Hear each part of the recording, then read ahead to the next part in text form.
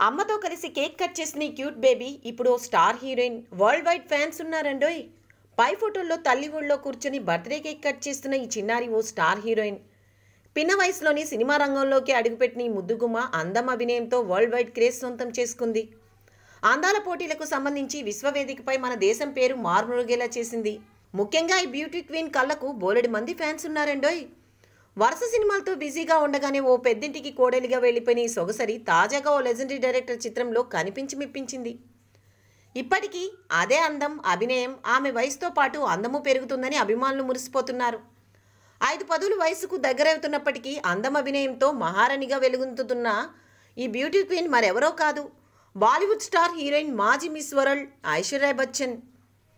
Mangaluru to Mumbai, కర్ణాటకలోని మంగళూరులో జన్మించిన ఐశ్వర్య ఆ తర్వాత మోడలింగ్ కోసం ముంబైకి వెళ్ళి అక్కడే స్థిరపడింది.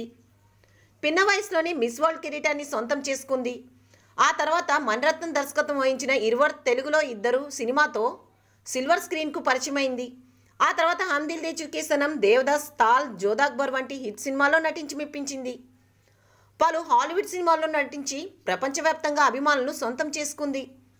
కెన్స్ ఫిలిం ఫెస్టివల్లో జ్యూరీగా గౌరవం పొందిన ఏకైక భారతీయ హీరోయిన్ ఐశ్వర్య. అభిషేక్ బచ్చన్ను పెళ్లి చేసుకుని ఓ బిడ్డకు జన్మనిచ్చిన ఈ సొగసరి అడపదడప మాత్రమే సినిమాలు చేస్తుంది. అలా 4 ఏళ్ల గ్యాప్ తర్వాత మణిరత్నం పొనియన్ సెల్వన్ సినిమాలో నటించి మెప్పించింది. మళ్ళీ సినిమాల్లో బిజీగా మారుతున్న ఈ అందాల తార నేడు పుట్టినరోజు జరుపుకుంటుంది.